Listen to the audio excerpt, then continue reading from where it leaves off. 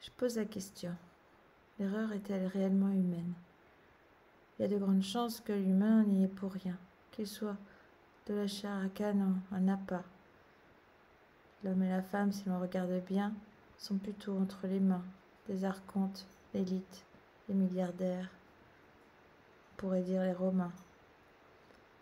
L'homme aurait-il fauté ou aurait-il été captif, détenu par le fiston rejeté de la déesse Sophia lors de sa descente dans les mondes visibles et manifestés? Le démiurge garderait l'homme sous sa coupe pour lui permettre de vivre éternellement.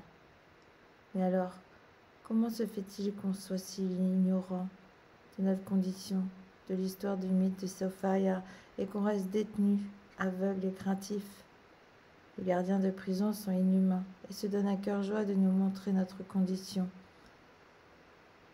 L'homme et la femme sont en fait des pions et enclins à vivre sous une chape de plomb. Il est d'une grande importance de savoir qu'il y a plusieurs types d'humanoïdes sur Terre, pour comprendre pourquoi nous sommes encore à nous faire la guerre, à nous côtoyer selon des schémas pervers, blessants et limitants. Les hommes et les femmes naturellement constitués font leur métier, font des enfants et regardent la télé pour voir la guerre se faufiler chez ceux qui ont pactisé avec le démiurge afin d'avoir l'artifice du Graal, l'immortalité, l'abondance et la passion du Christ, la Kundalini libérée. Un jeu invisible se joue sur le petit écran. L'humain est en transe au bercail. Depuis quelque temps, le mot « un reset » est en cours. Avez-vous entendu parler d'une expression qui donne espoir à des milliers de gens que les choses vont changer s'il est de croire en une manigance de l'élite, à donner à l'homme une nouvelle chance? Pour l'élite, l'homme n'a pas assez payé. Pour le pape, l'homme a fauté. Pour le juif, l'homme est contre lui. Pour le patriarche, la femme est un démon. Voyez-vous où je veux en venir? Il n'y a nulle part où aller si ce n'est se confesser, si ce n'est tomber à genoux et prier. Même dans la spiritualité, l'humain attend de voir sa condition s'améliorer. L'homme et la femme auraient-ils fauté ou auraient-ils été emprisonnés? La pomme est-elle si mauvaise que ça à goûter? Le fruit est tendre, goûteux, sucré, voluptueux et si grave que ça de manger de l'arbre, d'un pommier et d'absorber sa connaissance, le savoir tout compte fait. J'ai appris il y a peu de temps que l'IA, l'intelligence archontique, les drones de forme humaine, les clones, les teigneux, ne trouvaient pas ce que l'homme et la femme au naturel avaient en eux. Sur le territoire archontique, les zombies et les cyborgs archontiques manquaient deux choses bien particulières. Adam, Cadmon et Ève savent pour de bon ce qu'il y a de bon, en somme, qui leur donne de la puissance, car ils sont souverains dans leurs desseins, leur volonté et leur tendance de satisfaire leurs désirs, la faculté de choisir selon leurs souhaits et d'orienter le sens des mots et des sonorités qui leur ont été attribués. Ces deux choses sont l'intention et l'appétence. Les hommes et les femmes alignés avec la lumière organique se dirigent naturellement selon l'importance des informations intelligentes qui leur sont données via leurs sens. Ils goûtent, tendent vers ce qui porte vers leur penchant naturel. Ils sont libres, autonomes et puissants pour cela. Ils naviguent sans arrêt vers la beauté, l'amour de Léon Sophia, car ils se fient à leurs envies, à leurs désirs, s'opposent à ce qui semble injuste et pervers dans la matière, la densité. L'homme est divisé en trois écarts. Certains vont suivre la lumière de la mer, la déesse Sophia, les gnostiques. D'autres flottent entre la lumière organique et les ténèbres, les spirituels. Et les troisièmes font l'objet d'une fabrication du démiurge, l'âme artificielle.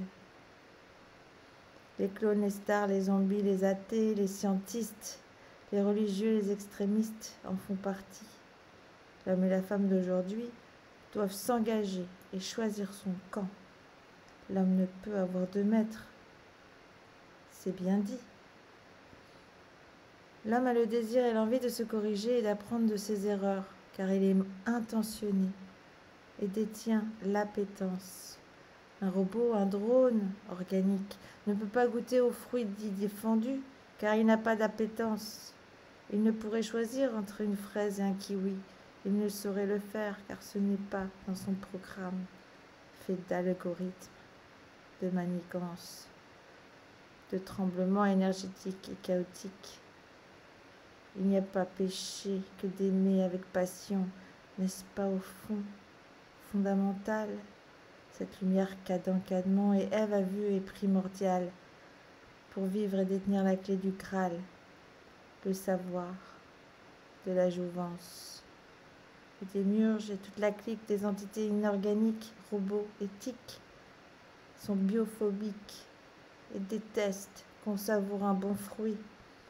Ils ne supportent pas surtout qu'on le choisit et qu'on le consomme, qu'on le digère, car il régénère, pardi. Le démiurge et les archontes nous veulent morts, stériles et bêtes, pour suivre leurs commandements, leurs ordres et leurs modes de prédation. Alors ils nous emmènent à manger du sucre artificiel, de la viande OGM, du gluten, jusqu'à calcifier la glande pinéale, l'accès au savoir, le code PIN. Ils nous conditionnent et nous font croire que c'est nous qui avons fauté.